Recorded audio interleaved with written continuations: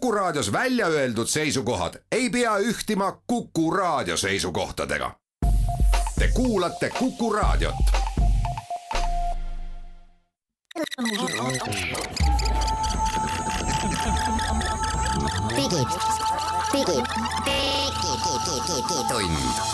Digitund. Nutikad lahendused ja digitunni toob sinuni Elisa. Tere ja head hommikupoolikut kuulajad, käes on 24. august, kell on natukene 11 läbi ja see tähendab, et digitund on eetris tehnoloogia uudistega ja kommentaaridega viimasest nädalast. Mina olen Hans Lõugas, Henrik Roonemaa, teine saatejuht ja me räägime täna sellest, et Eesti on käima saanud oma koroonaviiruse kontaktide jälgimise äpi. Ja et meie saade oleks täiesti peaaegu Hiina teemaline, siis kohe järgmine teema on uus Hiina sülearvuti, millest me räägime. Ja pärast seda räägime ühest imetelefonist, mis tuleb Hiinast, milles on täiesti uus tehnoloogiline läbimurre. Ja saates on meil külas ka Riigi Infosüsteemi Ameti peadirektor, kellega me räägime Hiinast. Selline Hiina saade tuleb, aitäh! Digitund. Aga esmalt siis kodumaistest uudistest ja mobiilirakendusest. Eesti piir käib vastu Hiina müüri. No, Eesti ja Hiina teemaline saade. Virtuaalselt käib. Ja. Hoia on siis äpp ja see on inimkonna ajaloos erakordne asi, sellepärast et viirused ja haiguspuhangud on meiega kaasas käinud alati, aga nüüd on meil võimalus hoida silm peal sellel, kes kuidas nakatunud inimestega kokku puutub läbi kõrgtehnoloogilise seadme, mis meil taskus on, meie mobiiltelefoni ja Eesti oma äpp Hoia on mõeldud selleks, et kui see oma telefoni laadida, sisse lülitada, siis ta hakkab registreerima teisi läheduses olevad inimesi, kellel on samasugune äpp oma telefonis. Ja sellest jääb maha siis väike siuke jälg ja kui üks neist inimestest, kas siis ma ise või keegi kontaktne on olnud viirusega nakatunud, siis ma saan ka teada, et mina võin olla temaga olnud läheduses ja peaksin hoiduma eemale teistest. Hoia äpp on jõudnud edetabeli tippu. Jah, nii palju kui on teada, siis seda on alla laaditud 10 000 kordi. Tegelikult kõigest ju üksikute päevade jooksul, mis on ilmselt väga hea tulemus. Samas me tegime siin enne saadet erakordselt representatiivse küsitluse Kuku kontoris. Mis see tulemus jäi, Hans? Kas oli enam-vähem pooleks või? 50% oli esialgu tulemus ja meie küsitluse tulemusena tõusis protsent, sest paar inimest siis keegi paigaldas selle oma telefoni. Aga samas see oli natukene ebaaus küsitlus, sellepärast et ka meie kaks ise osalesime selles ja kui mitte muudel põhjustel, siis professionaalsetel põhjustel on meil see äpp ju installitud, sest me peame sellest täna rääkima ja minu esimene üllatus muide, kui ma seda äppi kasutama hakkasin oma telefonis, oli see, et see oli ingliskeelne. Aga sa oled mingi inglane või? Miks ta sul inglise keelt? Mul on näiteks eesti keelt. Ja meil jah, Eestis on ikkagi täna on moes. Ma vaatan ka Facebookis, et kui keegi kuskil inglise keeles suu julgeb lahti teha, siis kohe on kodanikud kohal ja hakkavad õiendama. Nii, see on Eesti. Kas nüüd siis enam eesti keelt ka ei räägita? Ja palun väga, Eesti peaaegu et riiklik äpp minu telefonis ingliskeelne ja kui ma otsin äpis seda kohta, et mis keeles ma siis tahaksin seda kasutada, siis sellist kohta ei ole. No, sa juhid tähelepanu huvitavale sellise arendusotsusele, mis seal äpis on tõesti, et tavaliselt on ju äpis endas keelevalik. Aga see Hoia äpp on tehtud niimoodi, et ta loeb telefonisüsteemis vaikimisi määratud keele. Ühesõnaga see keel, mis su telefoni menüüdes on, see on ka äpi keel. Ja tegelikult jah, põhjus, ma niisama natuke torkisin, aga ma olen nõus, et see tegelikult keelevalik võiks olla võib-olla kõige esimene asi, kui sa äppi käima paned. Või siis kuskil äpis ikkagi seadete nurgake on seal äpis ju olemas. Seal võiks olla ju ka keelevalik, aga täna on jah niimoodi, et kuna mul on Androidi telefon ja mulle meeldib kasutada teda nii, et menüüd on inglisekeelsed. Lihtsalt mulle meeldib. Minu väike isikuvabadus vabas Eestis. Siis selleks, et see äpp oleks eestikeelne, siis ma pean minema ja muutma ära kogu oma telefoni süsteemi keele. Ja siis ta läheb eestikeelseks ehk. Ma pean oma telefoni keele ära muutma, see mulle ei meeldi. Ma loodan, et nad parandavad seda, ma üldse ei tea, kui suur probleem see on, aga ma internetist nägin, et mitmed inimesed küsisid seda, et miks nii on. Aga sul on iPhone. See probleem kaob ära iPhone'i puhul, sa ei saagi menüüsid panna eestikeelseks, kui telefon on ingliskeelne, aga kui ikkagi määrata eesti keele eelistatud keeleks või regiooniks Eesti tähendab, et ma toimetan Eestis, siis see on selle Hoia äpi jaoks see juhis, mille järgi ta näitab mulle eestikeelse kasutajaliidest.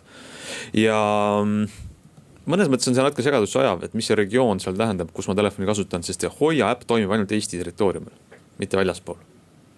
Jah, ja vist on ka niimoodi, et ta ei vaheta infot teiste riikide sarnaste äppidega. Ainult Eesti Terviseameti. Haige inglasega kuskil kokku puutud on ju ja tema oma inglise või ma ei tea, Prantsusmaal, kus need äpid on mitmetes riikides, et siis sealt see info ei levi. Aga see selleks.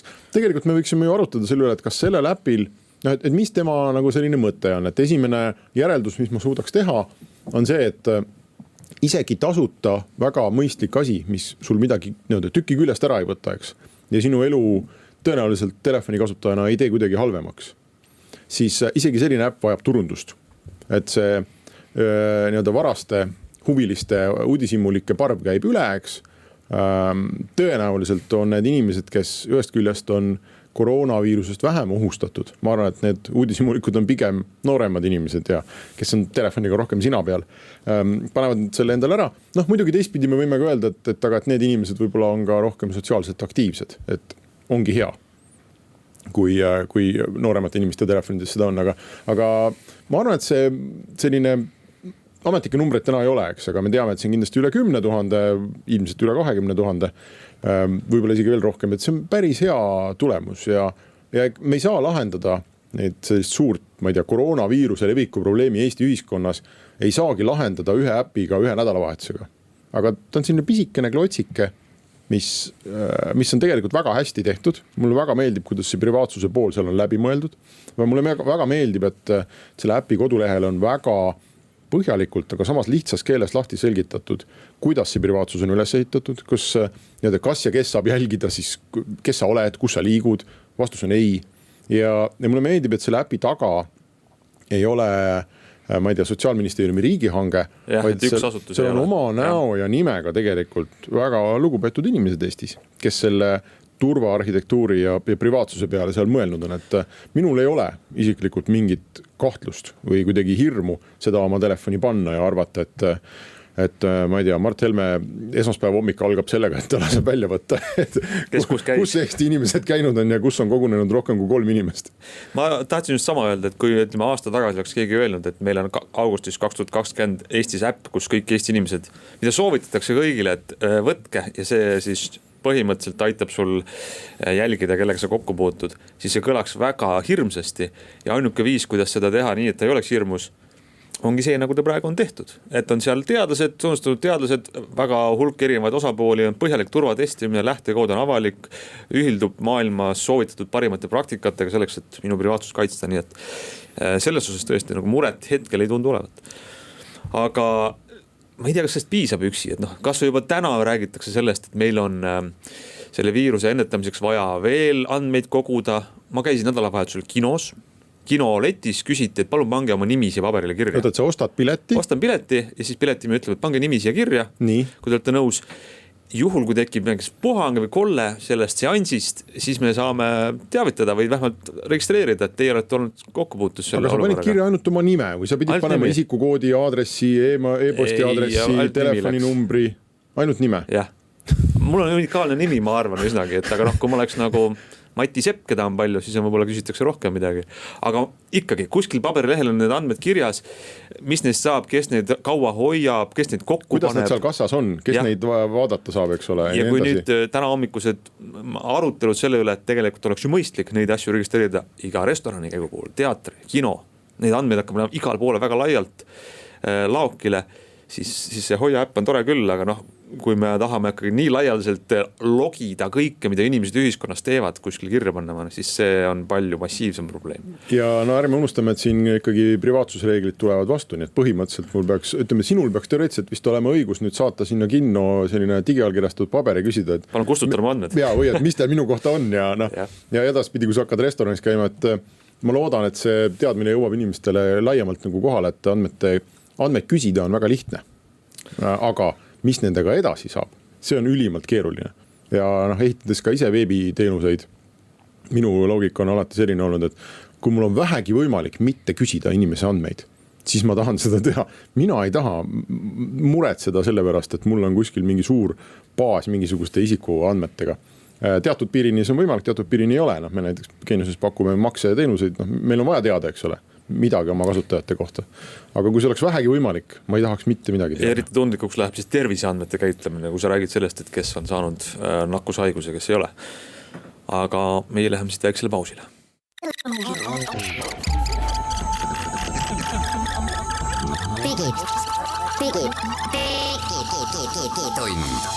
Digitund. Nutikad lahendused ja digitunni toob sinuni Elisa. Digitund jätkub ja pöörame jutu digitunnis ikkagi traditsioonilistele radadele, vanale heale riistvarale. Mingi häid põnevaid arvuteid. Me oleme neist rääkinud tegelikult isegi selle suve jooksul paar korda. Kes on Henrik sina, kes tegid ühe laiema sülearvutite testid, mis on võimsama, kas siis lausa äriklassi või siis sellise nõudlikuma tarbijaklassi sülearvutite koorekiht hetkel, mis turul saada on. Ja nüüd on üks uus tootja meil siin jutuks, kellest sa vist toona ei rääkinud ja see on Huawei. Jah, uus tootja jutu värk.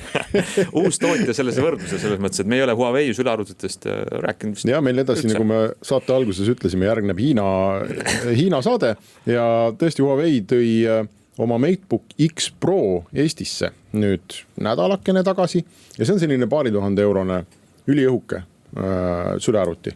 Ja sellest me ilmselt järgmistes saadetes saame veel rääkida. Küll aga kuulutasid nad nüüd äsja välja MateBook X'i ja tegelikult see on päris kihvt vaadata, kuidas reaalselt ikkagi selline nii disaini kui tehniline innovatsioon on Hiinasse kogunemas. Ja täna räägime sellest, et see sama MateBook X, mille Huawei välja kuulutas, on tõenäoliselt, kui me sülearvuti maailma vaatame, üks kõige vingemaid tegijaid, kes seal üldse on. Mingis mõttes vingem tegija kui Apple'i arvutid või kui Delli arvutid näiteks, traditsiooniliselt, kuhu me oleme harjunud vaatama, ma ei tea, HP ja et selles osas, et kes seda maailma nagu edasi viib. Ja Huawei uus MateBook X on siis kuskil, Hiina hinnad on olemas, maailma hindu veel ei ole, aga ma arvan, et ta tuleb kuhugi sinna €1500 kanti. No aga oota, ma korra teen kiire vahe sisse ikkagi, need nimed on nii sarnased. X Pro on siis nagu tegelikult veel võimsam äriklassi arvuti, mis on juba olemas ja selle, ma siin vaatan, et see jääb sinna, võimsam mudel on €2000 juures ja soodsam on €1400. Aga X peaks olema siis mitte see. Natukene nagu selline väiksem vental, jah. Ja ekraan on natukene väiksem ja kõik on natuke, aga 1 kilo kaaluv, pisut üle 1 sentimeetri paks, üliõhukeste ekraaniservadega sülearvuti, kus on nüüd siis, mis sisemuselt on täitsa korralik ja võimas ja uuendusena on siis nüüd nad toonud välja selle puuteplaadi, mis on sarnane nagu Apple'il, et ta on tegelikult üks pind, mis kui sa Apple'i Macil, ka oma Macil vajutad puuteplaati, siis tegelikult midagi füüsiliselt ei liigu, vaid haamer koputab sulle alt vastu, on ju. Ja siis sul on tunne, et see käis klikk, et sa vajutasid midagi. Apple'il on see ammu ja nüüd siis Huawei tõi ka sellist tüüpi puuteplaadi ja nad ütlevad, et see suudab siis ka tegelikult aru saada, kui kõvasti sa sinna peale vajutad. Saab näha, aga jah, asjaolu, et sa saad sellise üliõhukese, ülikerge, väga ilusa välimusega sülearvuti. Ja mis mulle meeldib nende MateBook X'ide puhul üldse, on see, et ekraani külgede suhe on 3:2. Kas sulle meeldib see? Ma just tahtsin sinna jõuda, et see on ju ikkagi vana telekat vaatad. Ja, aga kui ma vaatan, sellest me oleme siin pikalt digitunnis ka rääkinud, et 16:9 sülearvuti peal peaks olema minu meelest keelatud. No ei, see peaks olema kohustuslik. No sul on endal 16:10 Macil ja see on väga hea. Saad ikkagi ühe rea saad juurde nagu kõrgust. Sest kui sa interneti vaatad, kõik on ju püstine tänapäeval tegelikult, sest kõik on võtnud oma disainis eeskuju või teadmiseks selle, et inimesed kasutavad neid teenuseid tegelikult telefoniga. Ja need asjad disainitakse püstisteks ja kui sa vaatad pilte näiteks ka, ma ei tea, Instagram on üldse ruudukujuline, aga järjest rohkem on need püstiseid pilte ja TikTokis on püstised videod, on ju, TikTokist me hakkame veel rääkima. Et see 3:2 on, ühesõnaga, kui sul on lai ekraan, siis filmid, mängud, väga hea. Täpselt. Aga sellise arvuti peal, sa ei osta sellist arvutit ei filmide ega mängude jaoks ja sa ostad selle töö tegemiseks ja mida rohkem sul seda kõrget ruumi on, seda parem tegelikult, sellepärast, et võtke mingi uudisteportaal või ma ei tea, tekstidokument lahti. Absoluutselt, inimene ei taha lugeda pikka ridas, aga ma ikkagi, mul kahtlustan, et kui sa räägid ikka sellest väga võimsast äriklassi arvutist, siis sa ei loe sealt ainult artiklit või teksti, et see on ikkagi selleks, et sa vaatad ka videot ja 4K videot ja kui vaja, siis ka teed seal midagi sellist, mis sarnaneb mängimisele. no jah, see solitaari võid mängida võib-olla see ei vaja selleks ongi 2000 ekraani, et seda muret nagu ei ole. Ei, ma kasutasin tegelikult ju, mis ta nüüd, ma ei peast ei ütle, aga aasta kindlasti, kui mitte rohkem, kasutasin Google'i Chromebooki, mis on ka 3.2 ja Microsofti need väga hinnatud Surface sülearvutid on ka 3.2. Ja ta võib-olla on alguses natuke harjumatu, aga ma ütlen sulle, et pärast ühte aastat laiema peale tagasi minna, eriti 16.9 peale tagasi minna on ikka täitsa võimatu, et noh, see pisike ekraan ja sa vaatad kogu aeg üle tegelikult sellest asjast, mida sa päriselt tahaks vaadata. Et minule väga meeldib see 3.2. Olgu, kas 3.2 või 16.10, noh, mõlemad on okeid, 16.9 ei ole okei ja ma näen järjest enam, et arvutitootjad liiguvad selle pealt ära, et nüüd Lenovo toob ka väidetavalt sügisel välja järgmise ThinkPadi, mis on juba 16.10 peal. Aga nii naljaks, kui sa ei ole, kui sa räägid siin, et Huawei teeb innovatsiooni ja on ka sülle arvutades nüüd ikkagi väga konkurentsivõimeline, siis täiesti mitte representatiivne arvamus, aga ma ei näe maailmas Eestis ringi vaadates eriti Huawei masinaid väga vähe. Telefone näeb juba rohkem, on ju. Ja kuni ikkagi viimase ajani teda ju ametlikult Eestis müügil ei olnud ja teiseks ma arvan, et ütleme nii kallist arvutit, kui palju on, ma ei tea, kui palju inimesed ise ostavad ja kui palju tuleb kuskilt läbi tööandja neid ja tööandjatel on oma mingisugused IT-süsteemid, hanked, harjumused ja seal on teatud tootjad, teatud edasimüüjad, teatud firmad, eks ole, kes seal nagu osalevad, et see ongi aeglane muutuma. Aga igatahes see MateBook X Pro siis, ja praegu me rääkisime MateBook X-ist, mis on siis see nüüd uuem, see tuleb alles mõne kuu pärast ilmselt, aga X Pro on mul töölaua peal ootab lahtipakkimist, et sellest me siis saame rääkida, et kui hea ta päriselt oli. Aga lähme edasi järgmise Hiina firma juurde, mis teeb ka innovatsiooni. Meil ei ole mingit Hiina suhtes erilist, ei mingit hoiakuid, aga lihtsalt uudised on sealt, meil on vaja ennast kursis hoida ja nüüd me juba vabandame enne, kui me Hiina uudised vabandame, sest see läheb juba liial. Aga ZTE on väga suur tehnoloogiatootja Hiinas, telekomi ettevõte ja mobiilitootja ja nende siis uuel telefonil on esimest korda kasutusel see tehnoloogia, mis seni on laborites, mis siis füüsiliselt ühendab üheks objektiks ekraani ja kaamera. Ehk siis telefoni esiekraani sees on kaamera. Et sa ei näe silmaga eristad, kus on ekraan ja lõpeb ja kus algab kaamera. Jah, no praegu vaata need vanasti olid need selfie kaamerad, eks ole, telefoni peal, üleval ekraani peal, ekraan algas siis sealt altpoolt, no nüüd viimane mood on siis pisikene augukene. Ja siis on mõned mudelid, kus hüppab siuke väike nagu periskoop välja. Ja see oli vist üks OnePlus, hästi kallis OnePlus sõitis nende väga kihvt. Aga nüüd siis, ma arvan, kõigil on selge, et tulevik on selline, et need selfie kaamerad lähevad ekraani sisse, et terves ekraani telefoni esipind on sul ekraan ja kui sa tahad endast pilti teha, siis maagiliselt see pilt lihtsalt ilmub sinna ja sa seda kaamera silma enam ei näegi, et seda tegelikult oli aasta tagasi, näitas Oppo, teine suur Hiina tootja, näitas prototüüpi ja seal see pilt ei olnud veel väga hea. Aga nüüd ZTE lubas Hiinas vähemasti septembri alguses kohe müügile tuua telefoni ZTE Axon 25G, kus siis, mis peaks olema, ma arvan, esimene selline telefon, vähemasti suurema tootja oma, kus see selfie kaamera on reaalselt ekraani alla pandud ja saab näha, kui hea ta on, aga ma ennustan, et see on selline pisike mugavusmuutus, mis tuleb kõigile telefonidele paari aasta jooksul. Jah, ega me keegi ei ostanud need ZTE Axon 25G-d, aga tehnoloogia näitajana on see päris põnev, kus me jõuame sinna, kus ekraanid on multifunktsionaalsed. Me näeme ekraanilt mingit asja, me saame seda katsuda, sest ta on puututundlik, siis me saame seal oma sõrmejälje registreerida, sest sõrmejälje lugejad on juba ekraani alused, siis saab ka ekraan teha siis mind vastu filmida, kas videokõneks, pildistamiseks, milleks iganes.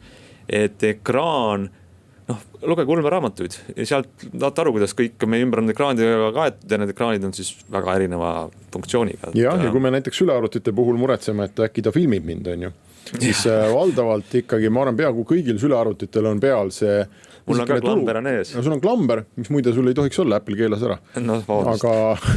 Aga sul on see tuluke vähemasti. Kui ekraan läheb või see kaamera läheb tööle, siis tuluke hakkab põlema. Et sa näed, on ju, et arvuti vaatab mind vastu. Nüüd telefonidel ei ole seda üldse. Ammu juba ei ole või kas üldse kunagi on olnud, ma ei tea. Ja nüüd on mõtle veel hullem ikkagi psühholoogiliselt on see, et nüüd see kaamera läheb peitu ka, et nüüd sa enam ei näegi. Sa ei näe mitte ühegi ekraani puhul, sa ei saa kindel olla, kas ta filmib mind või mitte. Või kas ta üldse on seal sees või et sa harjud nagu ära sellega, et ma vaatan praegu sina istud vastu akent, on ju, et sul on aknaklaas selja taga, ühel hetkel hakkab see klaas tegema ka muid asju ja näitama mulle võib-olla sinna peale midagi, mida päriselt ei ole olemas. võib-olla seal sees on kaamera, võib-olla ta muutub peegliks, mikrofon, võib-olla ta jälgib, kuidas mul tuju on, annab näiteks Google'ile kuhugi teada, et mul on tuju osta praegu palju asju ja siis hakkab mulle reklaami tulema või see tehniliselt kõik tuleb kokku. Täpselt, prototüübid tulevad Hiinast ja esimesed mudelid, aga ei läheb kindlasti palju aega mööda, kui see ka meil on kohal, aga meie läheme siis teeks selle pausile.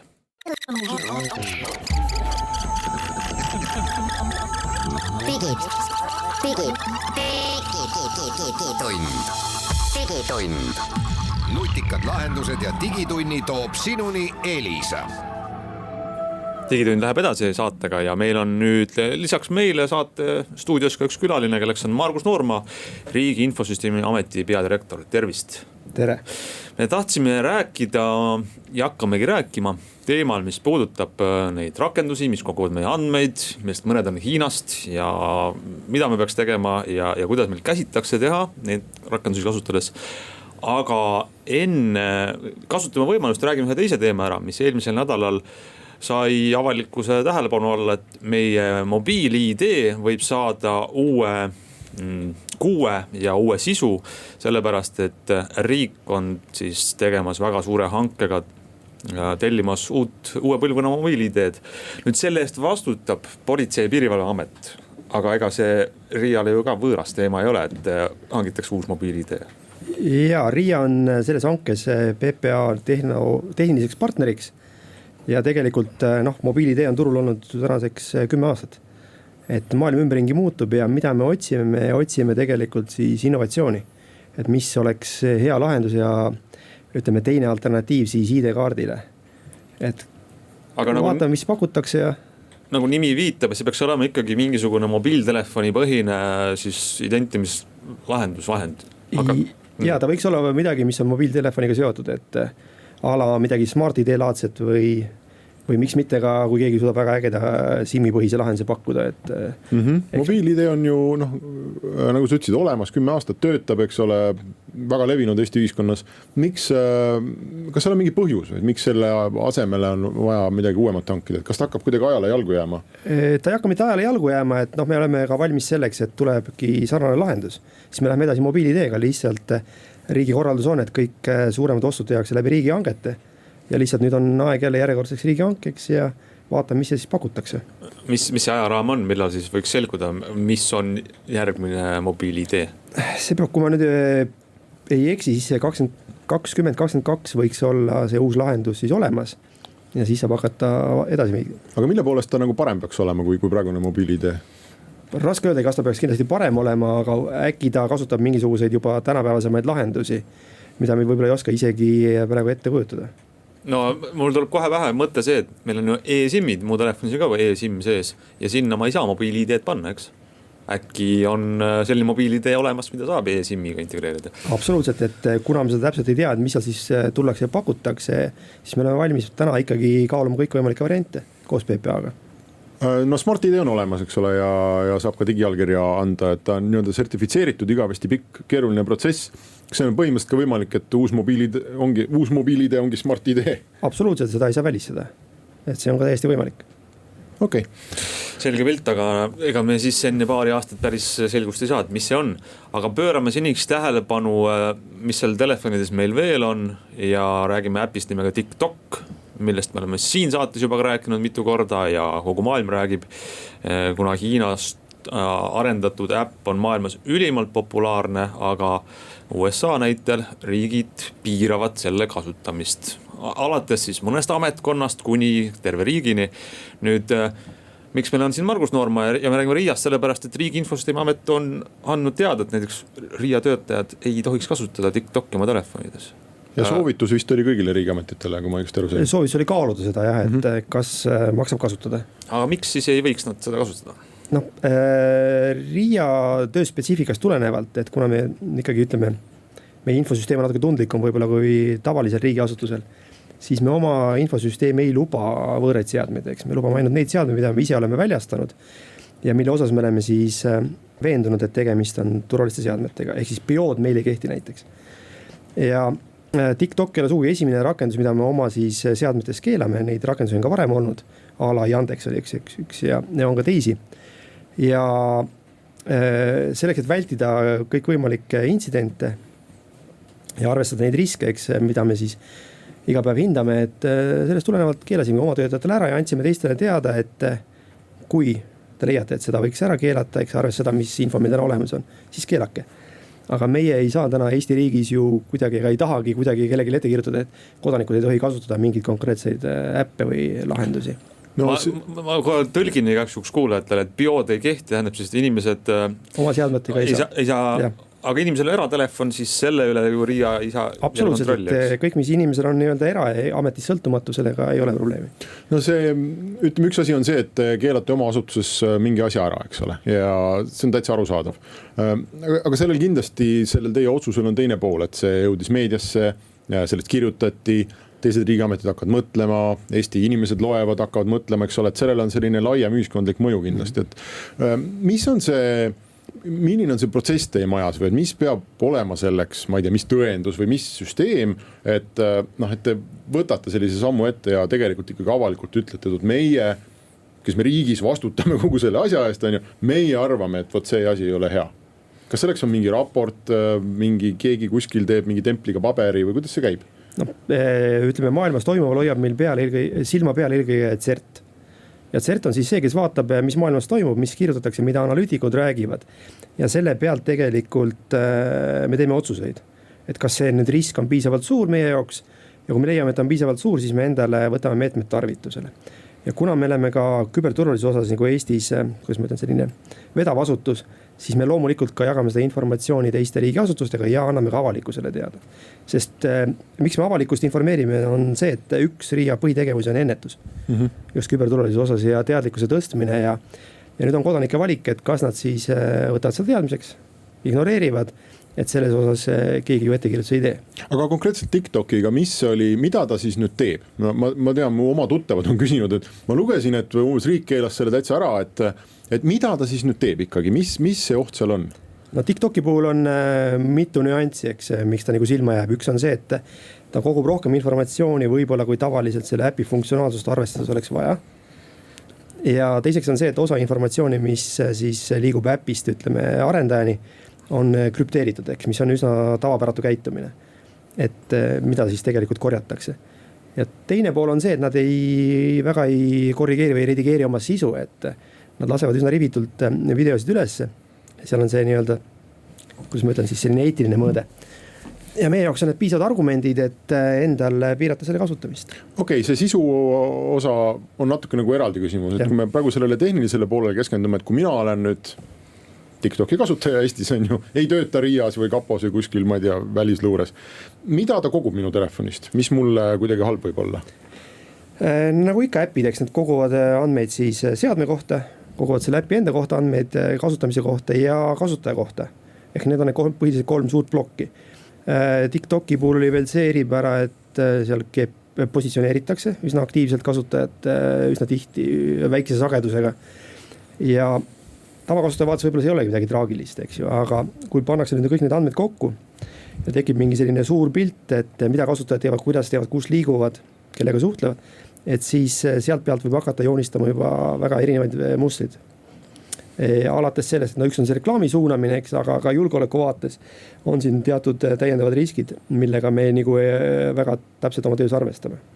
No see, ma lugesin Tõnu Tammer oli, eks ole, see spetsialist, kes selle teatega nagu välja tuli ja tema viitas ühele uudisportaali Sport Panda. See on üks Leedu päritoluga tegelikult globaalne, ütleme selline pigem tuntud kui meelelahutuslik uudisteportaal. Seal ilmus üks artikkel, kus refereeriti väga põhjalikult ühte Redditi postitust.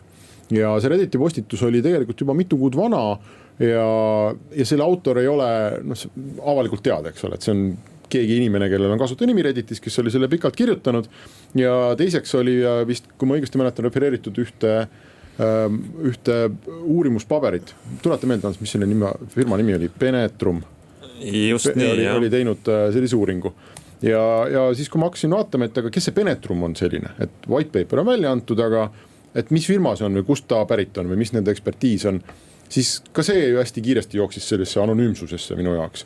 Ja ma kasutan võimalust siis küsida, et kas teil on no mõnes mõttes nagu raske uskuda, on ju, et riigiamet tuleb ja kahele suhteliselt anonüümsele postitusele viidates teeb sellise suure üleriikliku soovituse.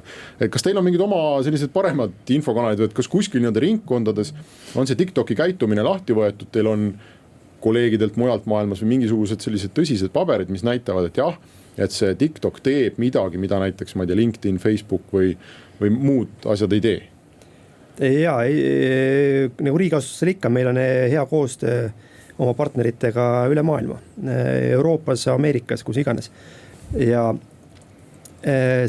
kogu see TikToki nii-öelda saaga ei põhine ainult sugugi anonüümsetel allikatel, et siin on ka usaldusväärsed allikad taga, kes on siis veendunud, et seal toimub midagi rohkem, kui peaks toimuma tavalise äpi puhul. Samas peab ütlema ära ka, et TikTok ei ole sugugi erandlik, et selliseid äppe, või mis koguvad rohkem infot näiteks, kui on äpi toimimiseks vaja, on kümneid. Ja alates mängudest lõpetades siis selliste süütute taskulambi ja ilmaennustustega näiteks.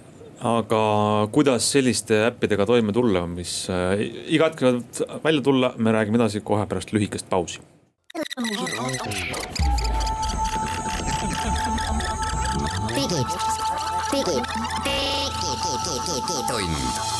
Digitund. Nutikad lahendused ja digitunni toob sinuni Elisa. Digitund läheb edasi ja me räägime RIA peadirektori Margus Noormaga TikTokist ja teistest äppidest. Ja tegelikult ma nagu paljastan kuulajatele ka, enne saadet me juba Henrikuga vaidlesime selle üle, et kas on piisavalt tõendeid selle kohta, et TikTok luurab meie järgi või ei ole mingeid erilisi tõendeid ja see on täpselt samasugune äpp nagu paljud teised. Ja mulle tundub, et me tegelikult oma vaidlustes jäime sinna, kuhu me oleme kogu avalikkuses on see TikToki kahtlused jäänud, et Henrik esindab väga hästi seda poolt, kes ütleb, et kõik need süüdistused on ikkagi väga ummäärased ja ei ole alust keelamiseks. Mulle tundub, et pigem on neid kahtlusi nii palju, et parem karta kui kahetseda. Aga kuidas näiteks, kui me räägime riigiasutustest ja mitte ka kodanikest, vaid ütleme siis vastutustunnik ettevõtja, kes ka muretseb oma ärisaladuse pärast. Kas ta peaks oma võrgus nüüd ära keelama TikToki, kui tegelikult ei ole seda suitsevat püstolit, mis on ümber lükkamatu tõend, et TikTokiga tehakse siis midagi, mis on keelatud? Kuna kogu meie digielu ja ka digiriik põhineb ju usaldusel, eks, et me usaldame seda, mis meile öeldakse suuresti. Ja sellest lähtuvalt võiks ju olla järgmine loogika, et kui meil on kahtlused, siis võiks mingid äpid jätta kasutamata, mingid programmid võib-olla endale installeerimata ja vaadata, kas saame ilma hakkama.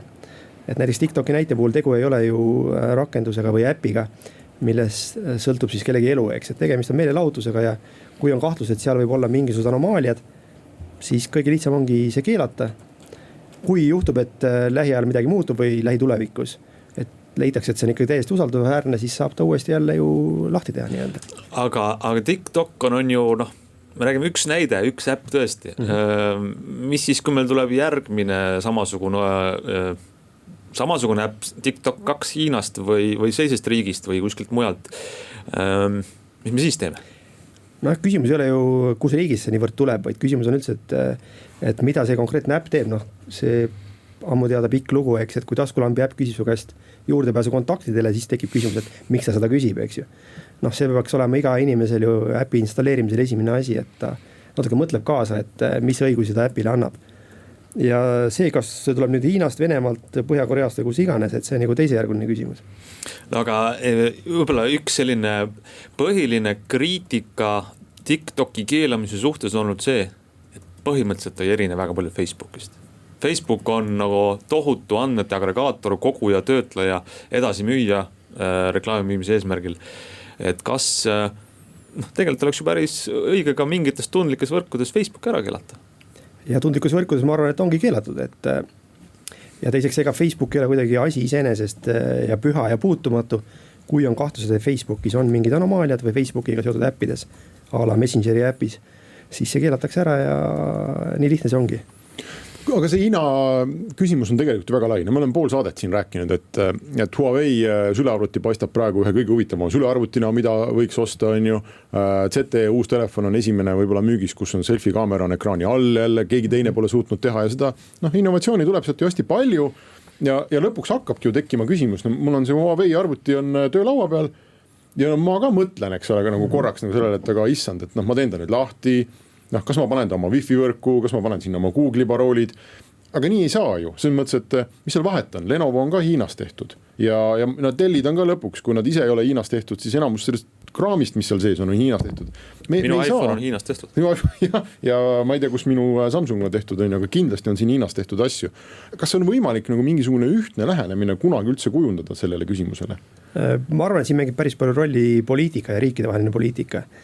Aga suures pildis on väga vähe asju ju, mida täna Hiinas ei tehta või mis ei tule Hiinast.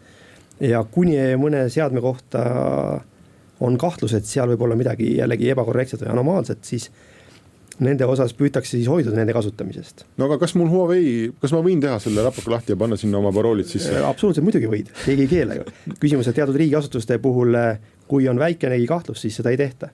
Et riigiasutus ei võta näiteks Huawei siis seadme endale kasutusele, kuniks ei ole kindel, et nad on ohutud ja turvalised. Aga Lenovo arvutid ilmselt on või ma eksin? Ma arvan, et kindlasti on kuskil ka Lenovo arvutid, jah. Aga fundamentaalselt, et kus keegi on öelnud, et ühes ja samas riigis pärinevad, et Huawei on nagu kahtlane, ärme igaks pane, aga Lenovo on okei, et ostame terve ministeeriumi täis ja vahetame seal oma krüptitud dokumente. Seda ei ole ju keegi kontrollinud lõpuni. Seda ei olegi võimalik tõenäoliselt lõpuni kontrollida, et mis siis täpselt ja kuidas.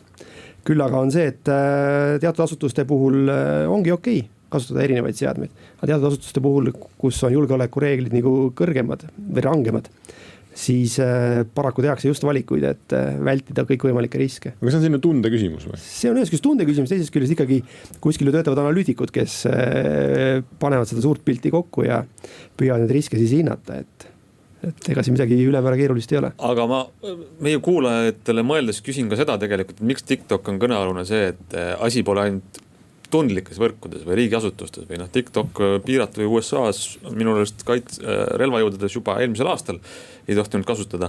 Aga nüüd on teema see, et kogu riigis, sõltumata sellest, kas sa oled tavaline eraisik või mitte, siis tahetakse üks äpp ära keelata. Kas me Eestis jõuame ka kunagi nii kaugele? Ma loodan, et ei jõua, et see, mis toimub, ütleme USA's, ikkagi ma pakun, et kaubandus-majandussõda või siis meenutab kangesti seda, mida teavad Venemaa või Hiina. Nad ehitavad oma interneti ja nii edasi. Et ma loodan, et Eesti seda teed nagu ei lähe ja ikkagi inimestel on valikuvabadus. Jah, ja teistpidi oleks ju jube kahju, ma hakkasin mõtlema, et kui see kõik on siin ujuv värk, eks ole, ja meil ei ole võimalik tõestada ei riistvara ega äpi puhul lõplikult, alati võib tulla mingi uuendus ja nagu 5G võrkude puhul räägitakse, et ja täna me ei leidnud, on ju, aga homme saadate väikse uuenduse kuskilt Hiinast ja äkki siis on. Aga jube kurb oleks, kui näiteks, ma ei tea, meie armsale Boltile hakatakse samamoodi tegema. Et me ütleme, et me ei tea, te olete kuskil mingid, vaadake, et teil töötab seal üks hiinlane ja 2 hindut on ka tegelikult seal nagu arendustiimis. Meil ei ole täna nagu tõendeid, aga me pigem soovitame Malaisias või ma ei tea, Indoneesias on ju Bolti mitte kasutada. Ja siis sa oled Eestina ütled, hallo, me ei ole, kõik on, mis te nüüd tegite? Ja siis nad ütlevad, ei, et me ei ole kindlad. Ja katsu siis sellistega võidelda, me ei taha ju ka sellist maailma.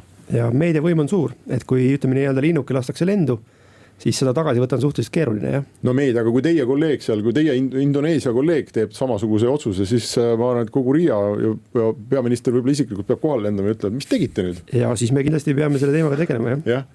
Nii et asi on kommunikatsioonis, aga ma mõtlen selle peale, et kui need otsused on tihti seotud poliitilistest kaalutlustest või nagu USA Hiina vahel on, siis ega meie ei ole ju ka päris vabad poliitilistest nii-öelda suunistest, mida teha. Meil on üks peamine riskiallikas geograafiliselt, poliitiliselt.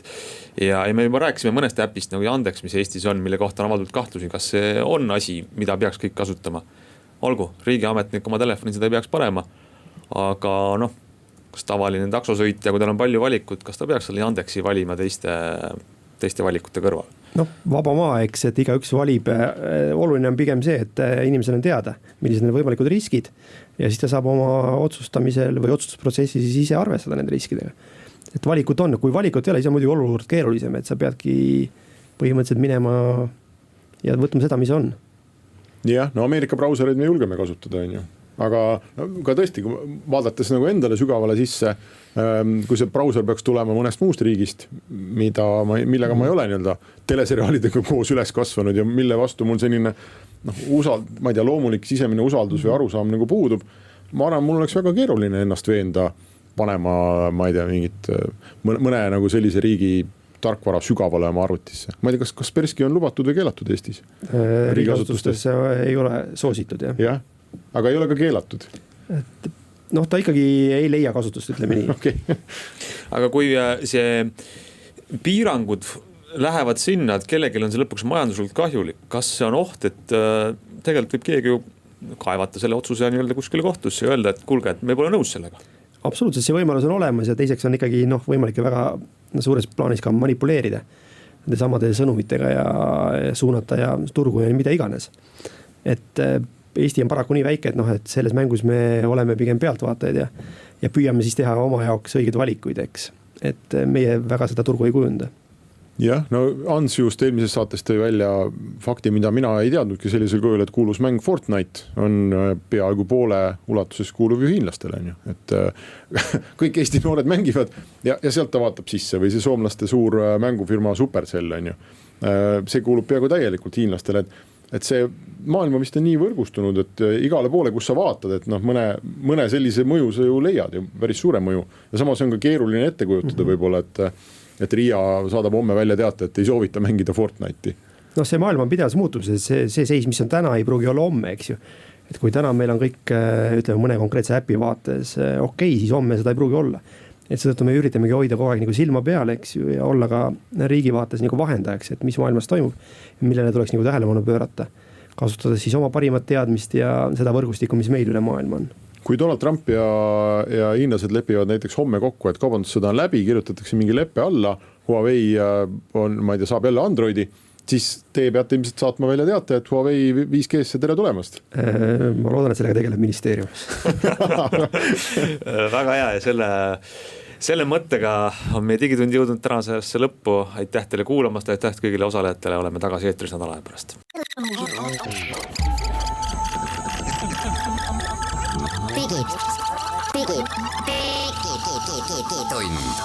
Digitund. Nutikad lahendused ja digitunni toob sinuni Elisa.